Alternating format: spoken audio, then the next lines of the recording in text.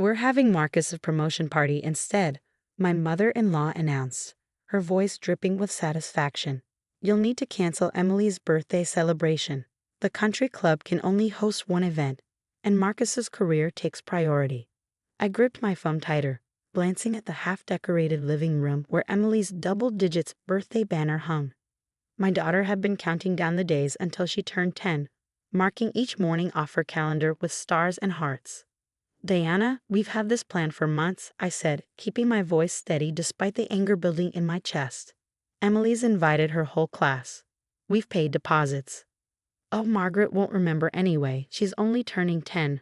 My sister-in-law Jessica chimed in from the background. Marcus made junior partner at the law firm. That's a real achievement. Her name is Emily, I corrected, though I knew it was pointless. They'd been getting my daughter's name wrong for years, a subtle reminder that she wasn't really part of their perfect family picture. My name is Olivia Chen, and at 35, I'd spent the last 12 years trying to make my daughter feel included in a family that saw her as an afterthought. I married James Anderson believing love would be enough to bridge any family differences. Now, watching Emily carefully arrange her party favors, little science kits she'd helped me put together, I wondered how I'd been so naive. James agrees with us, Diana continued, her tone making it clear this wasn't up for discussion. The family needs to present a united front for Marcus's colleagues. You understand, don't you? Of course, James agreed. My husband had never been able to stand up to his family, always choosing the path of least resistance. Actually, I don't understand, I replied, and I'm not canceling Emily's party. Don't be difficult, Olivia. The country club's already changed the reservation. We used your deposit toward Marcus's party. It's done. I felt a cold calm settle over me as the pieces clicked into place. They hadn't just decided this, they'd planned it, deliberately waiting until the last minute to tell me. What they didn't know was that I'd been doing some planning of my own. How did you change the reservation? I asked, though I already knew the answer. The contract's in my name. Diana's pause was barely noticeable. James gave me the information. I am his mother, after all. I watched Emily laying out her party dress, the one she'd chosen specially because it matched the lab coat she wore at her science club. My brilliant, beautiful daughter deserved so much better than being pushed aside for the golden child's latest accomplishment. Well, then there's been a misunderstanding, I said pleasantly, because I changed venues 3 weeks ago. The country club was just a decoy. What are you talking about? Diana's voice lost its smug edge. Check your email. You should have received confirmation that Marcus's party has been canceled. The country club has strict policies about unauthorized reservation changes. They've blacklisted the Anderson family name for fraudulent booking practices. You can't do that. Jessica screeched in the background. I already did. Oh, and Diana? I checked the guest list for Emily's party. You might recognize some names, including several partners from Marcus's law firm. Turns out they're very interested in meeting the 10-year-old who won the state science fair with her project on corporate environmental responsibility. The silence on the other end was deafening. I continued, enjoying the moment. Emily's party is at the Natural Science Museum. They were thrilled to host it, especially after hearing about her project. The local paper is sending a photographer. This is ridiculous, Diana sputtered. James will never allow. James signed the permission forms for the museum himself. I interrupted. 3 weeks ago, right after your first attempt to access my party planning account. Did you really think I wouldn't have safeguards in place? That I wouldn't protect my daughter? I hung up before they could respond, turning to find Emily beaming at me. Mom, I finished sorting the party favors. Do you think my friends will like doing real experiments? They'll love them, sweetie, I assured her, pulling her into a hug. Your party is going to be perfect. My phone started buzzing with texts from James's family, accusations, demands, guilt trips. I silenced it without reading them. They'd underestimated me for the last time, assuming I'd roll over and let them hurt my daughter again. But I'd learned from their previous schemes, documented every attempt to push Emily aside, and built relationships with exactly the right people. Tomorrow, they'd learn exactly what happened when you pushed a mother too far. The party Emily was getting wouldn't just be a celebration, it would be a statement, and the Anderson family's carefully curated image was about to get a very public makeover. I looked at my daughter, happily arranging her science-themed decorations, completely unaware of the storm brewing in her father's family. She deserved this moment, this celebration of everything she was and everything she could become. For once, she would be the center of attention, her achievements recognized and celebrated. And if Marcus's law firm partners happened to learn some uncomfortable truths about the Anderson family's treatment of their young science prodigy, well, that was just the cherry on top of the birthday cake. The Natural Science Museum was transformed. Interactive experiment stations dotted the main hall, each one carefully designed to showcase both science and wonder. Emily stood at the entrance in her party dress and lab coat, greeting her guests with infectious enthusiasm. Every time the doors opened, her eyes lit up with pure joy. Mrs. Anderson. A tall man in an expensive suit approached me. I'm Richard Peterson, managing partner at Hamilton and Brooks, Marcus's firm. He smiled warmly. Your daughter's science fair project caught my attention.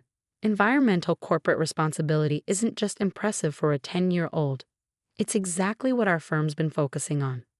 Before I could respond, Diana and Jessica burst through the doors, with James trailing behind them, looking uncomfortable. My mother-in-law's face was red with barely contained rage. What is the meaning of this? Diana hissed, grabbing my arm. Marcus's colleagues are supposed to be at his party. Mrs. Anderson. Richard called out cheerfully. Your granddaughter's party is remarkable. I had no idea your family was so invested in science education. Diana's grip loosened as she forced a smile. Oh well, yes, of course, Though I must say, Richard continued, I'm confused about the competing event. Marcus mentioned a promotion party, but surely the firm would have been informed. We take partnership announcements very seriously. Jessica's smug expression faltered. Marcus is being made junior partner. It's practically confirmed. Richard's eyebrows rose. Is that so? Because partnership decisions won't be made for another 3 months, and unauthorized announcements are. He paused meaningfully, strongly discouraged. I watched the color drain from their faces as they realized the magnitude of their mistake. Not only had they failed to cancel Emily's party, but they'd also potentially jeopardized Marcus's career with their presumption. Look what my mom helped me set up.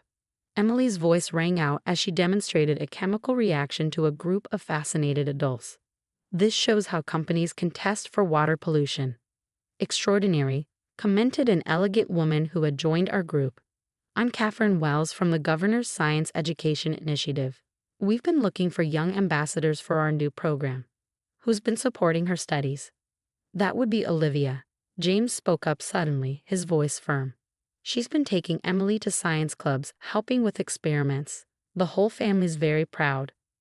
I turned to stare at my husband, surprised by his unexpected support.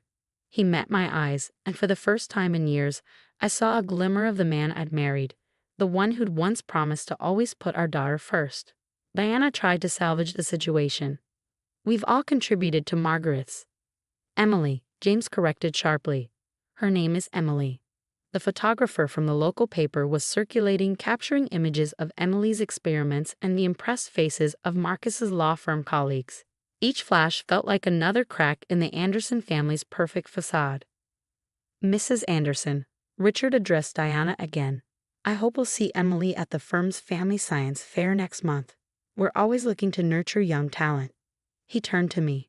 And Olivia, I'd love to discuss your daughter's project in more detail. Our environmental law division could learn something from her research. Diana and Jessica stood frozen, watching their carefully constructed plans crumble.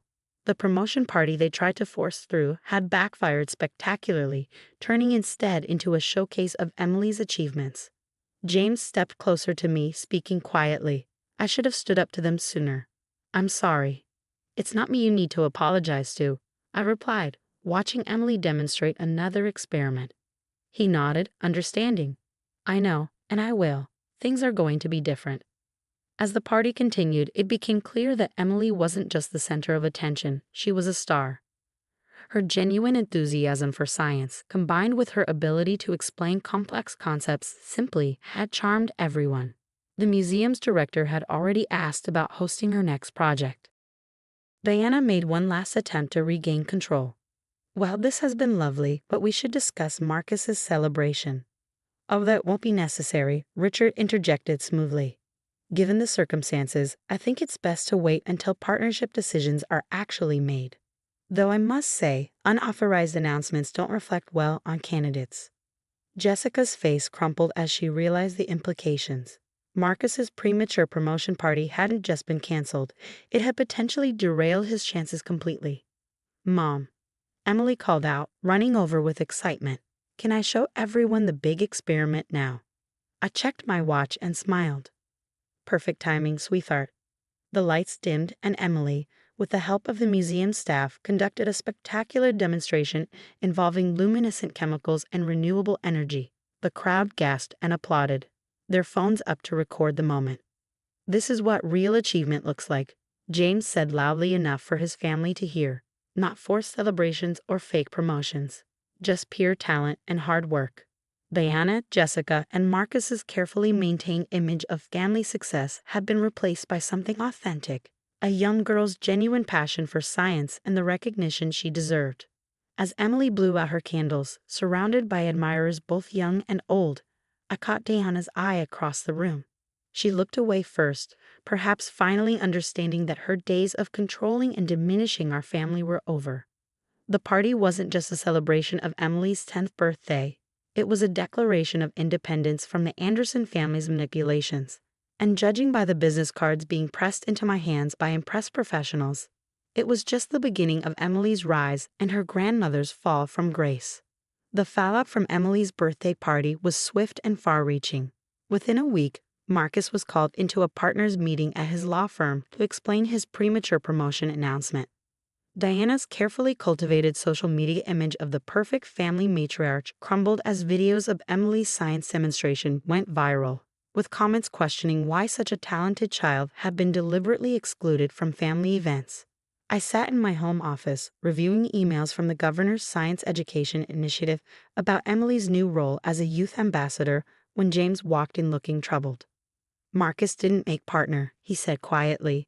The firm felt his judgment was questionable after the party incident. "Mom's not taking it well." "I can imagine," I replied, remembering Diana's countless social media posts about her son's inevitable success. "How's Marcus handling it?"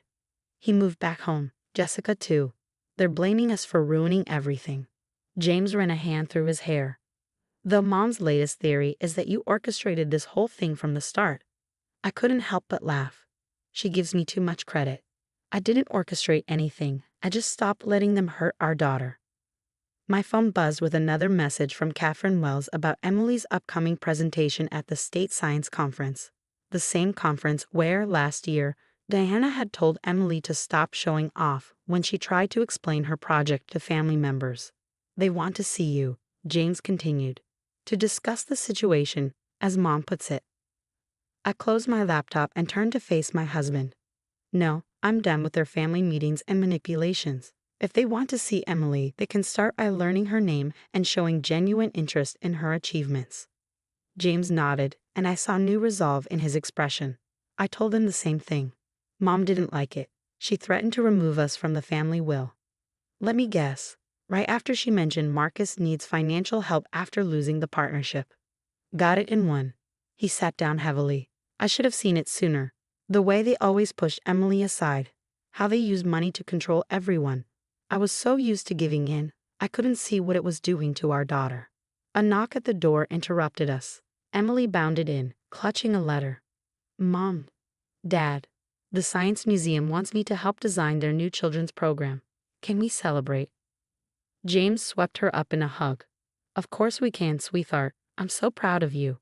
"Can we invite Grandma and Aunt Jessica?" Emily asked innocently.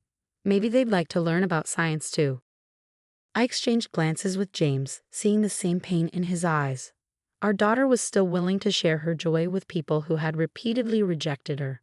"How about we invite Dr. Peterson and Mrs. Wells instead?" I suggested. "They've been asking about your next project." Emily's face lit up. "Really?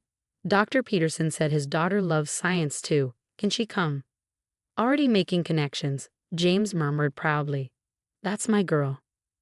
My phone buzzed again, Deanna's name flashing on the screen. I declined the call and blocked the number. Let her sit with the consequences of her actions for once.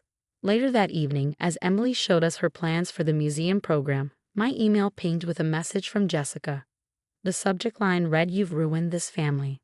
I opened it, ready for more accusations, but what I found was different. "Marcus lost everything because of you. Mom's a mess. The country club is whispering about us. Happy now? You and your precious little scientist have destroyed our family's reputation. I hope you know this isn't over." I forwarded the email to my lawyer without replying. They still didn't understand, or didn't want to understand, that they had done this to themselves. Their actions at Emily's birthday party had simply revealed their true nature to the world. "Mom," Emily's voice pulled me back to the present. "Can you help me with this part of the presentation?" "Of course, sweetie." I joined her at the table, watching as she confidently explained complex scientific concepts. My daughter wasn't just surviving despite her father's family's attempts to diminish her, she was thriving. A week later, the local paper ran a feature on Emily's new role at the museum.